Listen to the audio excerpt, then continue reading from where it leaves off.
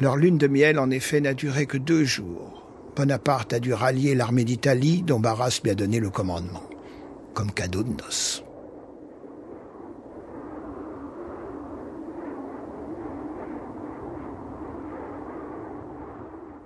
En face de lui, il va trouver la redoutable armée autrichienne et ses alliés piémontais. Comment va-t-il se comporter, lui qui n'a jamais commandé en chef devant l'ennemi? Tout le monde l'attend avec un peu de moquerie. On se gauche de lui.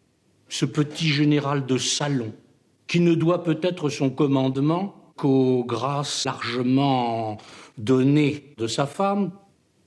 Or, il arrive. Et en quelques secondes, les briscards qui sont là, les vétérans, ont compris. Il est le chef.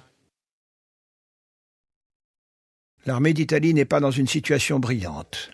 Depuis 2 ans, elle piétine, livrant des combats inutiles au pied des Alpes.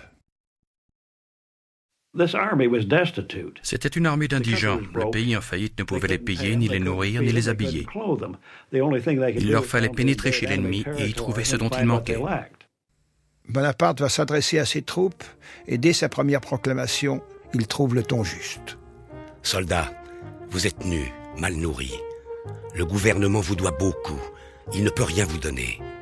Votre patience, le courage que vous montrez au milieu de ces rochers sont admirables. Mais ils ne vous procurent aucune gloire. Aucun éclat ne rejaillit sur vous. Je veux vous conduire dans les plus fertiles plaines du monde. Vous y trouverez honneur, gloire et richesse. Bonaparte décide d'aller au-devant de l'ennemi malgré son énorme infériorité numérique, 38 000 hommes face à 63 000 Autrichiens et Piémontais. Son plan est d'une merveilleuse simplicité, séparer les Autrichiens des Piémontais pour les attaquer successivement, en commençant par l'armée du Piémont. Napoléon avait toujours pour principe d'essayer d'être en nombre supérieur sur un point donné. Donc, d'essayer de diviser les ennemis, de les battre en détail, de façon à compenser l'infériorité numérique globale.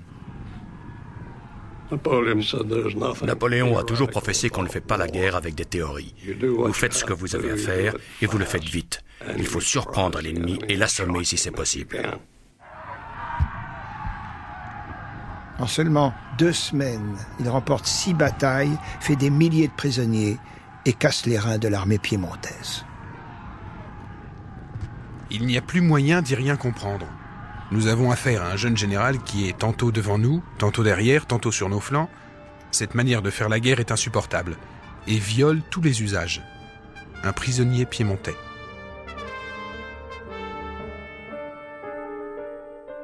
Le 24 avril, le Piémont capitule. Bonaparte exige un tribut en pièces d'or et d'argent pour payer ses soldats. C'est la première solde qu'il touche depuis des années. L'armée du Piémont vaincue, Bonaparte peut se retourner contre les Autrichiens qui font mouvement vers l'Est, décontenancés par des méthodes de guerre aussi inattendues. Il attaque tous les jours.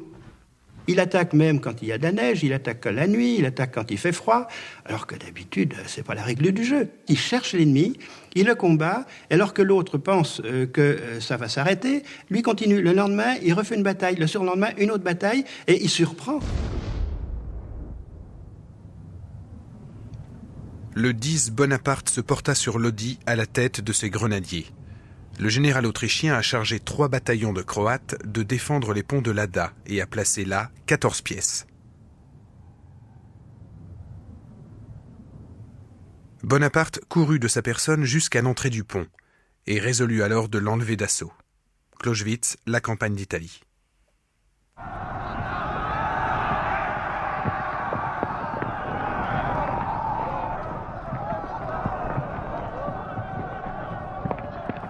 Il n'y a pas du tout de tactique.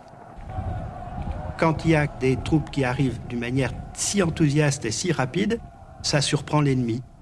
C'est l'enthousiasme, et on s'y lance, et tout le monde joue le jeu, et tout le monde risque la mort et passe.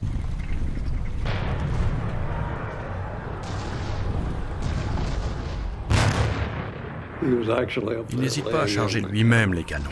Un travail de caporal. Mais il veut être à leur côté.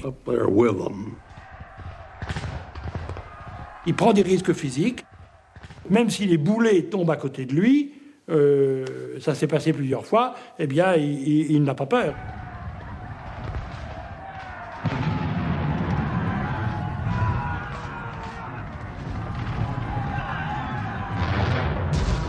L'infanterie et l'artillerie autrichienne furent épouvantées par l'audace de l'attaque.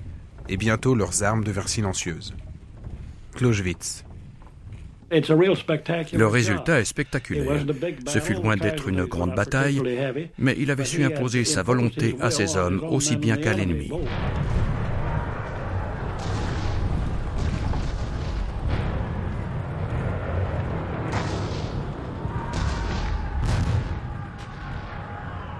C'est à ce moment-là vraiment qu'il est convaincu qu'il a une bonne étoile et que la destinée va lui être favorable et qu'il est appelé à faire de grandes choses.